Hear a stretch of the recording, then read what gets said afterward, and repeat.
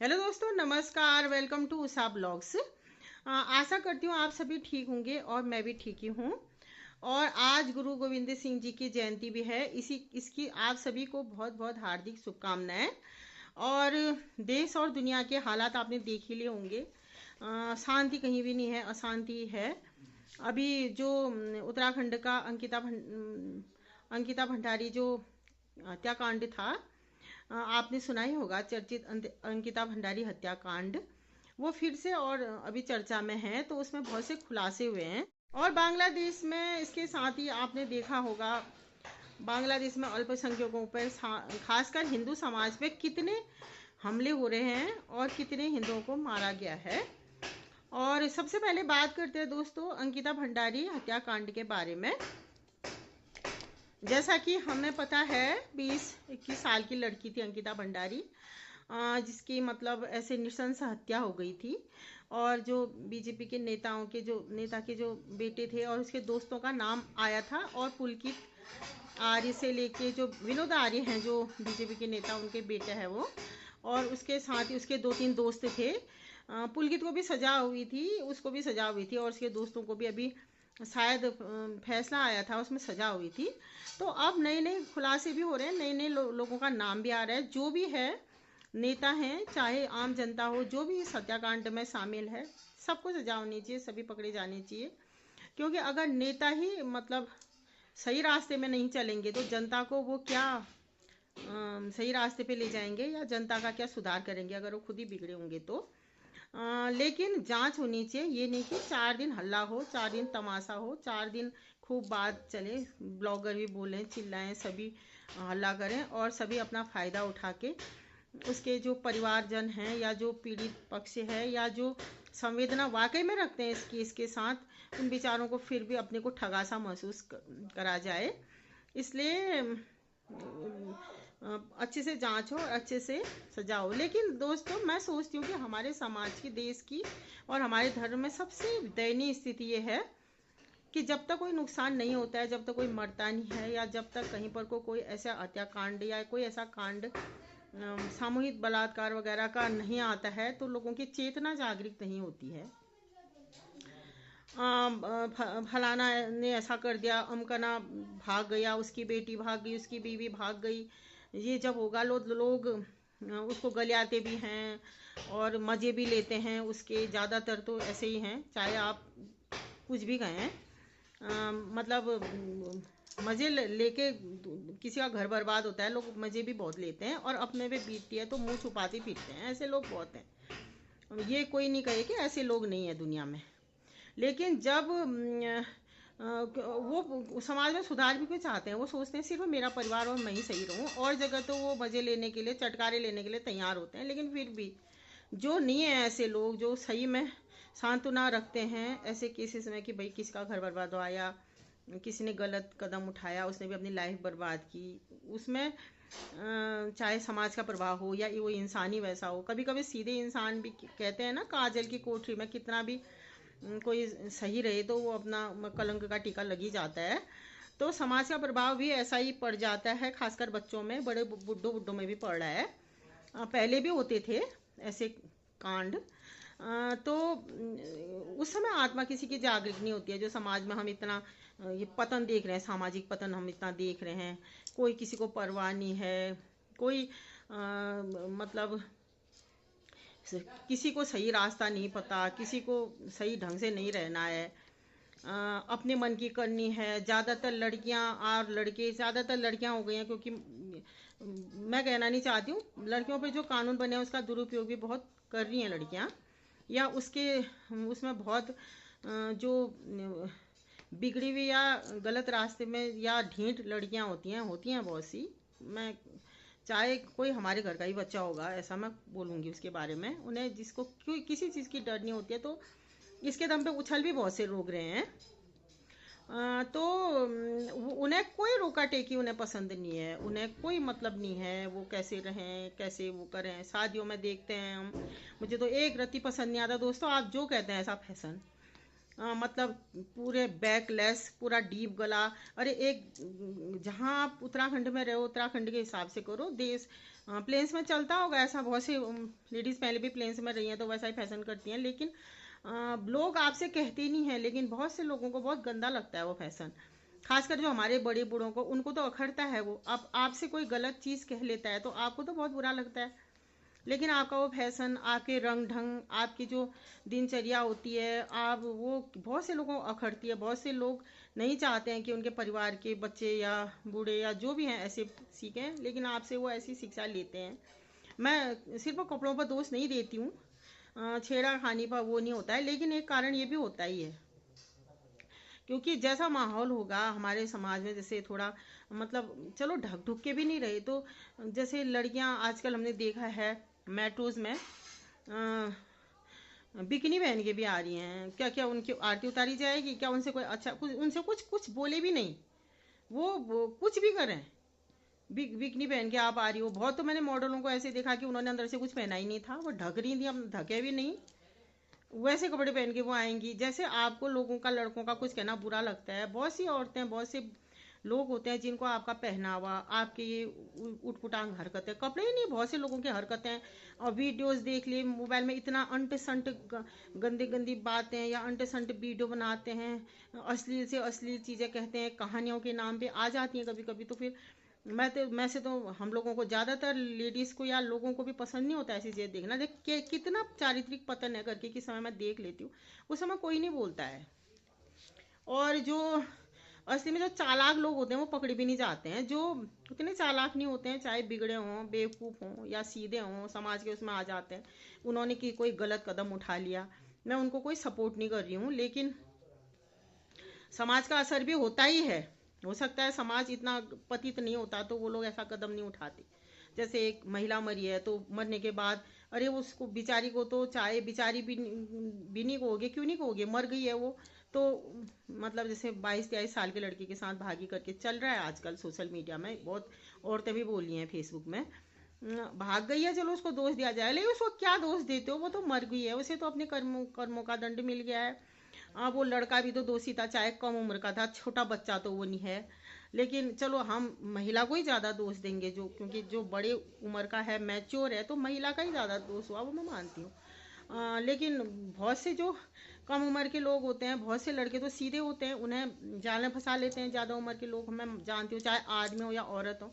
लेकिन बहुत से ऐसे होते हैं कि जो क्या कहते हैं, बचपन से ही बड़े बड़े गुल खिलाते हैं, नहीं होते हैं लड़के ही, मतलब कम उम्र के लोग ही बहुत बार ऐसे होते हैं कि वो उसमें रहते हैं कि कोई भी उनके मतलब उसमें पड़ जाए, या वही छोटे उम्र के लोगों का भी हाथ होता है बहुत बार ऐसी चीज़ों की शुरुआत करने में या फांसने में। अब ये बात जो मैच्योर होगा इंसान उसी से कही जाएगी, और उसे कहनी भी चाहिए। लेकिन उसने जो काम कर दिया उसके बाद तो तुम उसे मरने के बाद ही बदनाम कर रहे हो, लेकिन क्या वो मर गई है, उसे वो उसने उसको तो उसके कर्मों की सजा मिल गई है। चलो एक गलत आदमी समाज से तुम्हारी तरफ से खत्म हुआ, लेकिन तुम तो ऐसा करते हो कि जैसे कि यही है सबसे एकमात्र समाज में बुरा, और तो कुछ बुरा ही नहीं हो रहा है समाज में, और तो कुछ गंदगी नहीं हो रही है समाज में, इसके मरने के बाद सब सही हो जाएगा। या ये जो समाज में जो गंदी शिक्षा देने वाला कोई है ही नहीं, ये थी वैसी या ये था ही वैसा। सब अगर समाज पहले से ही जो गलत चीज़ें हो रही हैं, जो भागी भी नहीं रहे हैं, तो बहुत से लोग इन चीज़ों में इन्वॉल्व हो रहे हैं आजकल की। एक्स्ट्रा मैरिजल अफेयर किया जाए, चाहे आदमी हैं औरत हैं, घूमते फिरते या दोस्ती रखते हैं, और ऐसी दोस्ती रखते हैं कि जो एक मतलब हर चीज़ का मतलब मर्यादा की सीमा तक हो तो सही लगता है। ओपनली मतलब ऐसे रिलेशन में होते हैं, ऐसा सब कुछ चल रहा है, सब देख रहे हैं, ऐसा पहनावा महिलाएं कर रही हैं, आदमी भी कर रहे हैं ऐसा ही, और नशे का इतना वो कर रहे हैं। मतलब पतन इतना हो गया है कि सही गलत या चरित्र का जो पतन हो रहा है उस पर कोई ध्यान नहीं दे रहे हैं लोग। और कोई घटना हो गई, कोई कांड हो गया तो उस पर छाती पीटने के लिए चले जाते हैं बहुत से लोग। और ये मैं हर चीज़ में देखती हूँ हमारे हिंदू समाज में बहुत गलत चीज़ है। बहुत सी चीज़ें हमारे धर्म में अच्छी हैं, लेकिन धर्मांतरण के लिए ही देखिए हम ही भी छाती पीटते हैं, चाहे मतलब ज़्यादातर मुस्लिमों ने तो वैसे हमने देखा है कि तलवार की जोर पर ही अभी हम पाकिस्तान और बांग्लादेश में भी दे रहे हैं कि परिवर्तन कराया था। लेकिन जो ईसाई मिशनरियाँ होती हैं वो तो ज़बरदस्ती नहीं कराती थी, लालच दे के कराती थी या बहला फुसला के कराती थी या जो कमज़ोर पक्ष होता था उसकी मदद करके कराती थी। अगर हमारे समाज में जो जातिगत इतना भेदभाव नहीं होता, अभी भी बहुत से लोग हैं वो जो अपने को ब्लॉगर कहते हैं या जो यंग, वो भी करते हैं भेदभाव। हाँ, वो समाज का एकदम तो नहीं जाएगा, लेकिन एक लिमिट होनी चाहिए कि अति न लगे। वो अति किसी चीज़ की अच्छी नहीं होती है, उतना उनको नीचे दर्जे नहीं दिया जाता। चाहे वो बहुत से लोग कहते हैं पहले नहीं था, और बहुत से चीज़ों में हमने देखा भी था कि हमें पहले उतना नहीं दिखता था जितना कि एक टाइम पे हो गया था कि भाई छू के उससे या मार पीट या मार दिया जाता था। इतना भेदभाव नहीं होता। और सिर्फ जातिगत ही नहीं, आदिवासी क्षेत्रों में हम देखते हैं कोई गरीब है उसकी तरफ कोई देखता नहीं है। जो हिंदुओं में ये कमी तो हमने कुछ अपने अंदर भी देखनी पड़ेगी ना। हम दूसरों को ही दोष नहीं दे सकते, हमने खुद भी अपने अंदर देखनी पड़ेगी। जब हम अपने अंदर देखेंगे तभी सुधार होगा। पैसे वाले किसी को पूछते ही नहीं है, अभी भी आप देखिए वो बोलना भी नहीं चाहते हैं गरीब से गरीब लोगों के साथ। वो छूना नहीं चाहते हैं उनको, चाहे वो किसी भी जात का हो। और वो जो अमीर बन गए हैं, अब जातिगत भेदभाव खत्म हो गया है तो और भी गंदा माहौल हो गया है। जो दलित भी अगर पैसे वाला होगा वो किसी गरीब की तरफ, दलित की तरफ नहीं देखेगा, अपर कास्ट वाले की तरफ भी नहीं देखेगा। उनको अब जब जैसा पहले जातिगत था पैसों का हो रहा है, और सिर्फ अपना अपना परिवार अपने बच्चों तक ही सीमित हैं हम लोग। अगर हम अपने जो समाज के कमज़ोर पक्ष का अगर हम मदद नहीं करेंगे तो वो जो उसकी मदद करेगा, जो उसको सहारा देगा, क्यों नहीं उसकी तरफ जाएगा। इसमें सबसे ज़्यादा काम, चाहे आरएसएस को लोग कितनी भी गालियां दे, आरएसएस ही करती है। उसमें भी होती होंगी बहुत कमियां, मैं मानती हूँ। जो आजकल का तो पता नहीं, पहले जो आरएसएस के प्रमुख होते थे, जो आरएसएस के लोग होते थे, आजीवन शादी नहीं करते थे। बहुत कमियां उनमें भी होती होंगी, मैं मानती हूँ। और ये ज़रूरी भी नहीं है कि शादी न करें, लेकिन एक त्याग की भावना मैं बता रही हूँ। शादी कर लें, आजकल का ज़माना अब चेंज हो गया, शादी कर लें, लेकिन फिर भी अगर उनकी आदि भी दे मतलब समर्पण की भावना होगी, समाज के लिए बहुत करा है। वो कोई नहीं देखता आरएसएस ने कितना करा। आरएसएस ने जो उड़ीसा के आदिवासियों के क्षेत्र जो बन गए थे ईसाई, उनको फिर से हिंदू बनाया, क्यों नहीं करेंगे। लोग कहते हैं कि हाँ, मतलब कोई ऐसे ही नहीं कराया होगा, उन्होंने भी उनकी मदद की होगी, उन्हें बताया होगा कि अगर वो हिंदू धर्म में आ जाएंगे तो उन्हें आरक्षण भी मिलेगा, और मिलना भी चाहिए। खासकर इन आदिवासी क्षेत्रों में तो मिलना ही चाहिए। जो जगह पर के होते हैं और पीढ़ियों से आरक्षण का फ़ायदा उठा के बड़े बड़े नेता बने हैं, वो फ़ायदा उठा रहे हैं, उन्होंने नहीं उठाना चाहिए, ऐसे लोगों ने उठाना चाहिए। जैसे जीतम नाम माझी का नाम तो आपने सुना ही होगा। उन्होंने बोला था, मैं चाहता हूँ कि मेरे बेटा या मेरा जो आगे की पीढ़ी है उसे न मिले, क्योंकि मैं समर्थ हूँ। ऐसी भावनाएं सब में नहीं होती हैं। और दोस्तों, ये हमने खुद ही देखना होगा कि हमारे समाज में, हमारे गांव में कोई ऐसा गरीब इंसान न हो कि जिसका फ़ायदा ऐसे मतलब ईसाई मिशनरियाँ उठाएं, या जो इसका फ़ायदा उठा के अब उन्होंने ज़्यादातर तो वैसे देखा जाए अगर वो भी निस्वार्थ भाव से, मतलब सेवा तो वो करती हैं, बहुत बार निस्वार्थ भाव से भी करती हैं, क्योंकि वो जो नहीं बनता है वहाँ भी करती हैं, ये भी हमने देखा है। या दूसरों का हमने अच्छाइयाँ भी देखनी पड़ेंगी, लेकिन ज़्यादातर उनका मकसद होता है कन्वर्जन कराना। ज़्यादातर जो इनमें भी होते हैं मिशनरियों में, वो भलाई के आड़ में कन्वर्जन कराते हैं। ये सच्चाई भी नहीं छुपी है, और बहुत से लोग निस्वार्थी भी करते हैं, लेकिन सेवा करती हैं वो। आप उनसे कितना भी नाराज़ हो, इस चीज़ से आप इनकार नहीं कर सकते हैं कि जो बहुत से पहले ईसाई बने थे, यहीं भी बने थे पिथौरागढ़ में, तो अंग्रेज़ों ने ज़मीनें भी दी थी बजेटी में ही, नौकरियां दी थी, पढ़ाया था लिखाया था। और जो लोकल में भाटकोट इधर उन्हीं के लिए बसाया गया था, स्कूल भी है उधर, जो पहले बिल्कुल गरीब और अनपढ़ लोग थे। तो पहले ये जो मतलब हमारे समाज में भी, हमारे धर्म में भी अभी भी बहुत से लोग पैसे वाले हैं, बहुत सब सक्षम है, तो वो क्यों नहीं करते हैं कि कोई दूसरे उसका फ़ायदा न उठा ले, दूसरे उनकी मदद करके कन्वर्जन न कराए। कन्वर्जन नहीं कराते तो ये बहुत अच्छा काम कर रहे थे जो ईसाई मिशनरियाँ, अगर ये कन्वर्जन नहीं कराते तो ये बहुत ही अच्छा काम करते थे। लेकिन अब इंसानी नियत है, जब हम ही अपना फ़ायदा देखते हैं हिंदुओं में, अपने देश में, तो वो भी देखेंगे ही।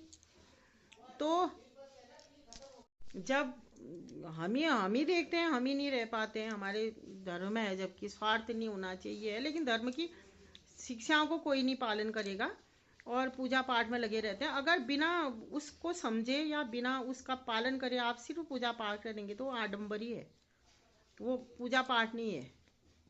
जिस लिए आप पूजा कर रहे हैं, जिस लिए भगवान की ने जो शिक्षाएं दी उनका पालन नहीं कर रहे हैं, तो ये चीज़ तो हमारे समाज में बदलनी पड़ेगी। आप और हम ही बदलेंगे, जो समाज के लोग ही हैं वो बदलेंगे, जो थोड़ा जागरूक हैं। जो कम जागरूक हैं उनको भी हमने करवाना पड़ेगा बदल के, क्योंकि एक आध के बस की बात नहीं है।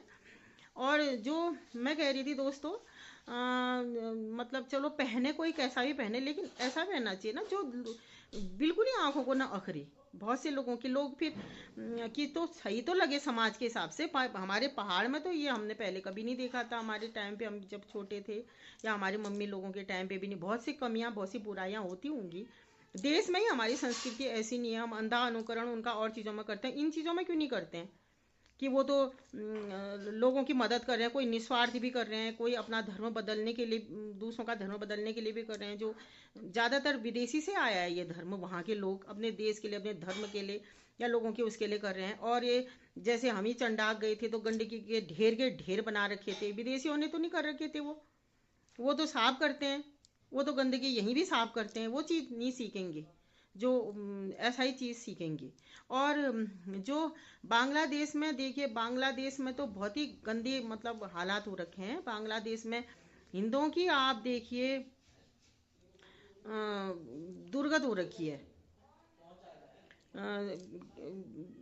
बहुत ही ज़्यादा, मतलब अभी आप देखा दीपू दास की हत्या कैसे की, कितनी नृशंस हत्या की। उसके बाद अगर हम लोग, मतलब यहाँ कुछ लोग आवाज़ उठा रहे हैं, तो जो बड़े बड़े पत्रकार हैं, वरिष्ठ पत्रकार हैं, हमसे कितने सीनियर हैं, अब हम उनका नाम इज्जत से तो ले सकते हैं, लेकिन इज्जत उनके लिए हमारे मन में नहीं होगी। जैसे संदीप चौधरी और भी लोग हैं, ये क्या बोल रहे हैं कि जो मरा था वो हिंदू था, तो हिंदू इंडियन जो क्या था वो तो विदेशी था। अरे जब लोग छाती पीट रहे थे, गाजा पे की छाती पीट रहे थे, तो सबसे ज़्यादा यही लोग दे रहे थे उनको मंच। ये संदीप चौधरी जैसे ही पत्रकार दे रहे थे, ये खुद छाती पीट रहे थे कि इतने लोग मर गए हैं, और उसने किसी हिंदू ने मारा था क्या? जब विश्व में हिंदुओं के लिए देशी कौन सा साथी है? और देश का विभाजन जब धर्म के आधार पे हुआ है, मुसलमानों के लिए पाकिस्तान बना है, बांग्लादेश बना है, तो हिंदुओं के लिए जब इंडिया बना है, जहाँ पर हिंदू मेजोरिटी थी, अगर पूरा देश हिंदुओं का होता तो पूरा हिंदू ही हिंदू बनते। अगर पूरे देश में हिंदू होते तो हिंदू का मतलब ही हिंदुस्तान तो हुआ ना। या तो नहीं करते आप धर्म के आधार पर कन्वर्ज डिवीजन। और इस बात की गारंटी नहीं है कि अगर जो माइनॉरिटी में लोग या मुस्लिम माइनॉरिटीज अगर आधे से ज़्यादा हो जाएंगी तो फिर वो नहीं करेंगी। तो हिंदू का मतलब ही हिंदुस्तान हुआ। और और ज़्यादातर ये जो बांग्लादेश और पाकिस्तान में जो लिंचिंग हो रही है लोगों की, वो इसलिए हो रही है कि वो सिर्फ हिंदू हैं, और ज़्यादातर इंडिया को चलाने के लिए, क्योंकि ये ज़्यादातर लोग मानते हैं। और अब तो मुझे भी विश्वास हो गया है। और मुझे तो लगता है कि गलती की जो हमारी सेना ने बांग्लादेश आज़ाद किया, इन्हें सहन करने देना चाहिए था अत्याचार, वही इनकी असली औकात थी।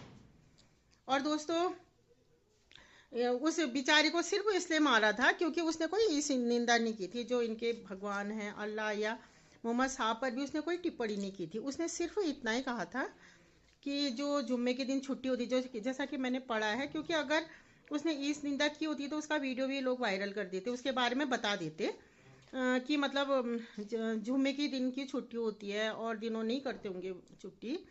तो क्योंकि ये हमारे मज़हब का, उसके दोस्तों ने कहा था, बल्कि उसके जो साथ काम करते थे, ये हमारा पवित्र दिन होता है, और इसी दिन पूरे हफ्ते में जो हम गलतियां करते हैं उनका मतलब वो धुलते हैं। उसने कहा होगा जैसे तो हर धर्म का अलग दिन होता है, सभी के लिए छुट्टी होनी चाहिए या किसी के लिए नहीं होनी चाहिए, इतना अंधविश्वासी नहीं होना चाहिए। सिर्फ ऐसा तो सभी लोग, ये लोग कितना कहते हैं। पीके फिल्म में आमिर खान ने हिंदू देवी देवताओं का कितना मजाक उड़ाया था, इससे ज़्यादा तो उस पर चलनी चाहिए थी ना इस निंदा का कानून। और ये जो आरफा खानम शेरवानी जो रोज़ नए नए वीडियोस बनाती है, एक दिन ये बोल रही थी, मैंने एक वीडियो देखा कि जो भगवा झंडे आजकल घरों में लहरा रहे हैं, मेरे छाती पे सांप लौट रहे हैं। तो इस आरफा खानम शेरवानी पर भी इस निंदा का कानून चलना चाहिए, इसकी भी ऐसी लिंचिंग की जानी चाहिए।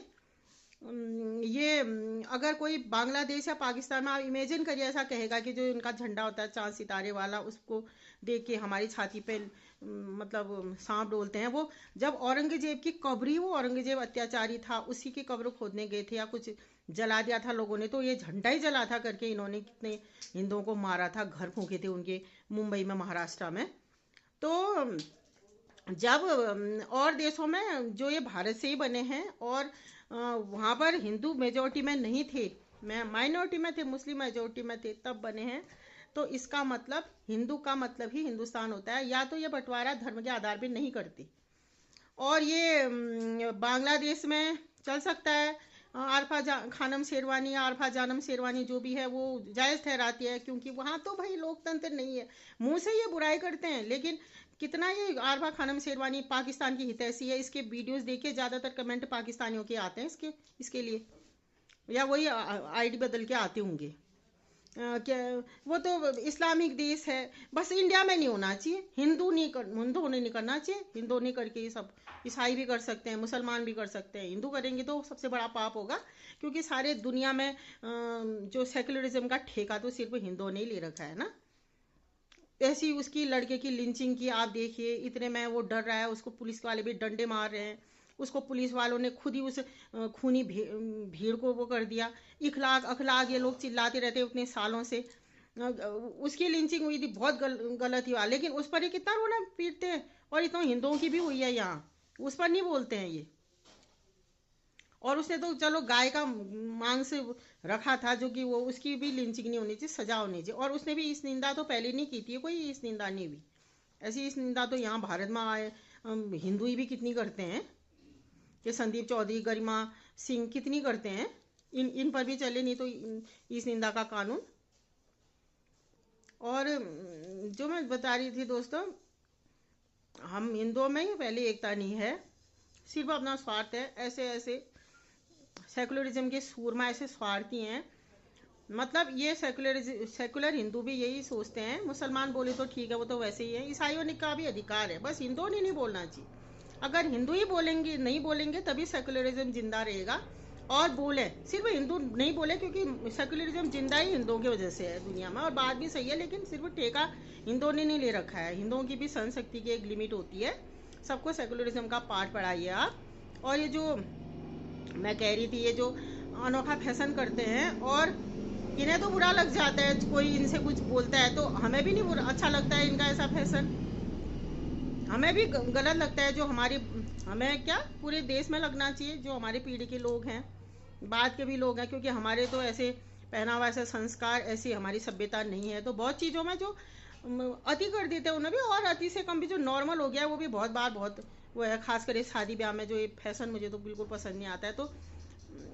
तो आप लोगों ने भी सोचना चाहिए ना, आप लोगों को दूसरों की बातें तो बहुत बुरी लगती है, जो कोई लड़का कुछ बोल देता है या कोई लड़की बोल देती है, हमें भी बुरी लगती हैं वो बातें भी, ये भी हमें अच्छा नहीं लगता है। और सिर्फ समाज में तुम ही नहीं रह रही हो, हम भी रह रहे हैं। तुम सिर्फ, तुम्हारा ही समाज नहीं है, दो चार लड़कियों का, जो कि जिन्होंने सोच रखा है कि, या लड़कों का, कि जो भी हमने करना है, या आदमी औरतों का, तुम्हें छूट है, तुम दसों के साथ लिविंग में रह सकते हो, दसों के साथ जा सकते हो, किसी के साथ भी तुम ऐसे बिना शादी के रह सकते हो, दसों के साथ बिना शादी के रह के जब 40 साल में 45 साल में तुम्हारा मन आए तुम शादी कर सकते हो, तुम ठीक है।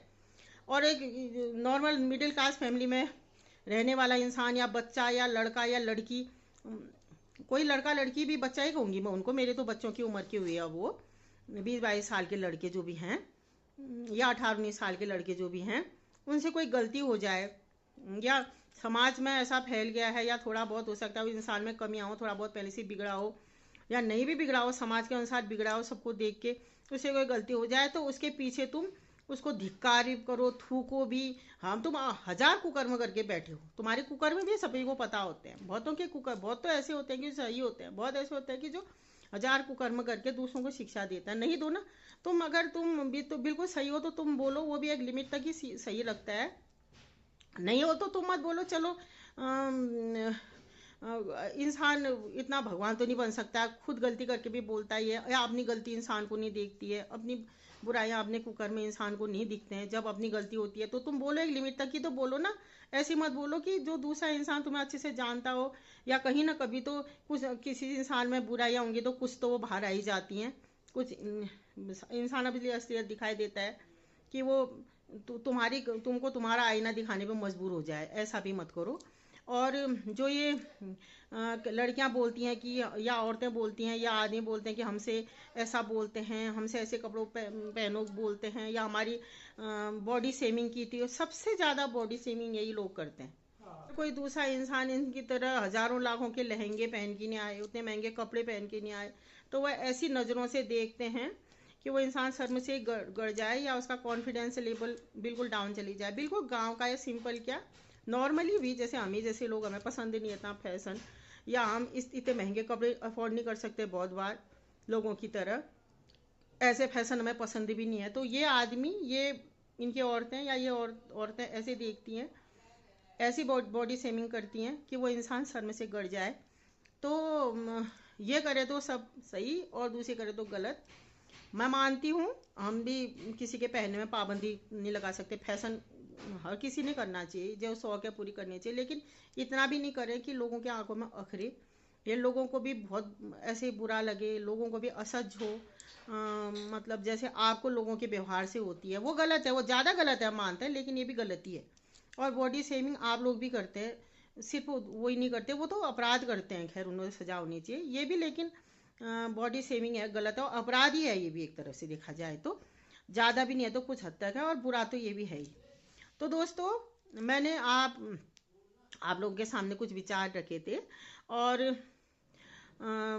आशा करती हूँ कि आप लोगों को पसंद आया होगा, तो वीडियो लाइक कमेंट करें। और जैसे कि बीजेपी के नेता पकड़े गए हैं, या जो भी पकड़े गए हैं, सिर्फ बीजेपी के नेताओं पर नहीं लगे दोस्तों, कांग्रेस के भी बड़े बड़े नेताओं पर भी बहुत बहुत से आरोप लग चुके हैं, रेप मर्डर के। बड़े बड़े नेता, मैं तो कहती हूँ राहुल गांधी पर भी लगा था एक बार। हालांकि मेरे ख्याल से शायद केस नहीं चल पाया, क्योंकि साबित नहीं हो पाया, या सबूत नहीं थे। तो सिर्फ जैसे लोग सोचते हैं कि हम दूध के धुले हैं, या दूसरी पार्टी के हैं, सभी बीजेपी के नेताओं पर भी बहुत से लगे हैं, सेंगर वगैरह हम देखते ही हैं। लेकिन अभी हमने आदित्य ठाकरे के लिए भी देखा था। मैं बता रही थी राहुल गांधी पर भी लग चुका था, लेकिन हो सकता है, मतलब बहुत से केसेस फर्जी भी हो जाते हैं, सही भी होते हैं, हम फर्जी नहीं कह सकते, गलत भी होते हैं, वो तो जब साबित होता है तभी पता चलता है। तो जो एक दूसरे के दल को जब कोई पकड़ा जाता है, तो चाहे बीजेपी वाले हैं, दूसरे पक्ष का पकड़ा जाता है तो अपने को दूध का धुला, या बीजेपी कांग्रेस वाला पकड़ा जाता है तो अपने को दूध का धुला नहीं करे। जैसे बीजेपी में भी सेंगर वगैरह हैं, और या मतलब ये बीजेपी के नेता हैं, वो हैं, तो उसमें भी महारथी बड़े बड़े ही हैं। इसलिए सभी को, किसी को नहीं बख्शना चाहिए, सभी को सजा होनी चाहिए, और नेता भी सुधरे होने चाहिए। इससे सबसे पहले हमने अपना समाज सुधारना पड़ेगा, क्योंकि इसी समाज से नेता आएंगे। जैसा हम लोग होंगे, हमारे नेता भी वैसे ही होंगे, वैसे लोग जैसे होंगे वैसे नेता चुनेंगे। और चुनेंगे भी कैसे, जब समाज में ही सब बिगड़े होंगे, तो नेता अलग से स्वर्ग से तो या आसमान से तो नहीं आ सकते हैं। इसलिए समाज सुधार रहे हैं। और अगर आपको ज़्यादा ही लगता है कि मतलब समाज में ऐसे नेता आ गए हैं, वोटिंग भी ज़रूर करें। और अगर आपको वीडियो पसंद आता है तो लाइक करें, शेयर करें, कमेंट करें, और मेरी वीडियो को शेयर भी ज़्यादा से ज़्यादा करें अगर आपको मेरे विचार थोड़े से भी पसंद आते हैं तो। ओके दोस्तों, नमस्कार, थैंक्स फॉर वॉचिंग। और हाँ, अभी एक बात मैं कहना भूल गई दोस्तों, ये खटीमा में तुषार हत्याकांड हुआ था, उस पर मैं हर मामले में वीडियो नहीं बना पाती हूँ। मैं भी मतलब, एक तो इतना बड़ा चैनल मेरा है नहीं, मैं जानती हूँ, तो मैं दूसरे जो बड़े बड़े चैनल जिन्होंने वो घटनाएं हैं, मैं उन पर शेयर करती रहती हूँ। ये दीपू दास की जो हत्या हुई थी, उस पर भी मैंने बहुत से वीडियो शेयर किए थे, लेकिन फिर मैंने कहा था कि मैं भी बोलना चाहिए मैंने, क्योंकि एक तो उत्तराखंड की बेटी पर भी था। तो मैं बोलती हूँ हर चीज़, मैं बोलना हर जब बार मुमकिन नहीं हो पाता है दोस्तों, हर बार फिर इतना टाइम भी नहीं मिल पाता है, लेकिन मैं, हाँ, ये जिम्मेदारी तो मैं निभाती हूँ। लाइक शेयर कमेंट में करती हूँ। और बहुत से लोग जो इतना भी नहीं कर पाते हैं, लेकिन सिंपैथी सभी की होती है और चाहते हैं वो लाइक कमेंट, अगर कोई उतना भी नहीं कर पाता तो कभी कभी करते ही हैं लोग। तो वो भी मुझे बहुत बुरा लगा था दोस्तों। उसमें भी देखा जाए तो वो एक मुस्लिम व्यक्ति ने मारा था। और बहुत से यही नहीं, कितने स्कूलों में भी हुए थे। और मतलब पता नहीं क्यों कि इनके मतलब जो कट्टरपंथियों ने ये समाज बना दिया है कि इस समाज में कुछ है, मतलब सब नहीं है, बहुत से लोग अच्छे भी हैं कि मरूं मारूं या लड़ाई में भी मैं एक दूसरे का खून ही कर दूं होती है। हिंदुओं में भी होते होंगे बहुत से लोग होते हैं सीधे लोगों की अपेक्षा करें, लेकिन वो नहीं, मार तो वो नहीं पाते ना, फिर वो तो मरते ही हैं। तो कुछ चीज़ है जो इन इन लोगों ने भी बदलनी पड़ेगी और हमने भी बदलनी पड़ेगी। और जब हिंदू यहाँ मरते हैं तभी भी उठानी पड़ेगी, मुस्लिम मरते हैं तभी भी उठानी पड़ेगी, जैसे ये अखलाक वगैरह की भी लिंचिंग हुई थी। और बांग्लादेश और पाकिस्तान और अफगानिस्तान में तो ज़्यादा उठानी पड़ेगी, क्योंकि उनके लिए बोलने वाला, उनका सहारा करने वाला कोई नहीं है। यहाँ तो फिर भी हिंदुओं पे शिकार मतलब ये कम होते हैं फिर भी इन देशों के मुकाबले, क्योंकि पता है कि यहाँ बचाने वाले हैं और आवाज़ उठाने वाले हैं। जैसे जम्मू कश्मीर में हमने देखा था 90% जब ये दूसरे कम्युनिटी के लोग हो गए थे तो कैसे क्या दुर्गत हुई थी हिंदुओं की। इसलिए ऐसी जगहों पे हमने ज़्यादा बोलना चाहिए, जहाँ भी मरे इंसान को भी मरे बोलना चाहिए, हिंदुओं के लिए भी बोलना चाहिए। और गाजा में भी बुरा लगा था हमें, नहीं मतलब इतने लोगों को मारा वो जो मुस्लिम मरे, लेकिन ये बात तो है ही दोस्तों, इसराइल और यहूदियों के लिए क्या सोच है बहुत से ये मतलब धर्म वालों की, चाहे वो क्रिश्चियंस हों या मुस्लिम्स हों, कि यहूदियों ने दुनिया में होना ही नहीं चाहिए। और वो मैंने भी देखा था, अभी तक भी उन्होंने कभी शुरुआत नहीं की। जब उनके इतने लोग मरे किडनैप हुए तभी वो करते हैं, कमियां उनमें भी होती होंगी। और फिर हमास के आतंकों को ही मारने के लिए करा था। गाजा के लोगों ने वो कहते हैं कि शरण दी थी तभी उनको मारा था, पूरा फिलिस्तीन में उन्होंने हमला नहीं किए थे। फिर भी बच्चे मरे थे, बूढ़े मरे थे, हमें उनके साथ भी संवेदना है, उनके साथ भी हमने आवाज़ उठानी चाहिए। और हमने मतलब शांति की कोशिश करनी, लेकिन हम ऐसे हम बिना बिना दूसरे की परिस्थिति देखे नहीं कर सकते ना, क्योंकि इजराइल की भी अलग समस्या है। जब यहूदी जब एकजुट नहीं थे तो देखिए हिटलर ने भी कितने मारे, अभी भी अमेरिका में सबसे ज़्यादा हमले यहूदियों पे होते हैं। क्यों? क्योंकि हजारों साल पहले जो इनके पूर्वजों ने कुछ उनके साथ, कुछ ईसाइयों के और मुसलमानों के साथ कुछ बुरा किया, कि धर्मांतरण का विरोध किया, या शायद ईसा मसीह को भी उन्होंने सूली में लटकाया, तो आज तक वो मारते हैं। और वो हिंदू धर्म से कैसे कहते हैं कि कट्टर हैं और ये शांति प्रिय हैं, चाहे मुस्लिम हो कि ईसाई हो। ये देखिए आप, उनका भी तो है, वो अगर इतने एकजुट ना हो यहूदी, वो कब के खत्म हो जाए। तो हम उन पर भी जबरदस्ती, उससे सबसे पहले तो उन्हें अपनी सुरक्षा करनी है ना, उसके बाद शांति है। तो इन्होंने भी आतंक, ये हमास जैसे आतंकियों ने सोचना चाहिए कि हम मुसलमान होने के नाते उनको मारेंगे तो हमारे ही मुस्लिम मरेंगे। और उन्होंने भी शरण देने से पहले सोचना चाहिए कि जो आतंकियों को हम शरण दे रहे हैं, गाजा के जो कुछ लोग देते होंगे, क्योंकि यहाँ भी हमने देखा है जो गद्दार कश्मीरी थे बहुत से, कम हो या ज़्यादा, उन्होंने तो आतंकवादियों को छुपाया। अगर एक ज़्यादातर कश्मीरी अगर गद्दार नहीं होते, अभी भी हैं, अभी ज़्यादातर भी नहीं होंगे तो आधे ही आधे से कम है, लेकिन बहुत हैं जो आतंकवादी को नहीं छुपाते, तो कोई भी आतंकवादी नहीं बचता वही। लेकिन हम सहन करते हैं, यहूदी सहन नहीं करते, क्योंकि एक तो जनसंख्या में कम है और इतने दुश्मनों से घिरे, इसलिए हम किसी को भाषण भी नहीं दे सकते दोस्तों।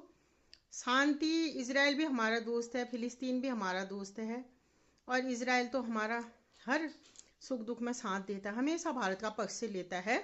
फिलिस्तीन ने भी लिया था, लेकिन अगर बात किसी के अस्तित्व पे आ जाएगी, बात अगर लोगों के दिलों में, बहुतों के दिलों में ये बात आ जाएगी कि ये देश, ये धर्म या इस धर्म के लोग नहीं होने चाहिए दुनिया में, क्योंकि कुछ चीज़ें उनके धर्म के हिसाब से या उनके हिसाब से सही नहीं है, जो गंदे हैं उनके हिसाब से, उनकी मान्यताओं के हिसाब से, धार्मिक मान्यताओं के हिसाब से, तो शांति स्थापित नहीं हो सकती है। एक तरफ तुम शांति चाहो, तुम्हें तो शांति चाहिए, लेकिन दूसरे पर अस्तित्व पर सवाल है, तो हम किसी को भाषण भी नहीं दे सकते। क्योंकि इजराइल अगर इतना कट्टर, इतना कठोर, इतना एकजुट नहीं हो तो दुनिया से यहूदियों का नामो निशान मिटा दें।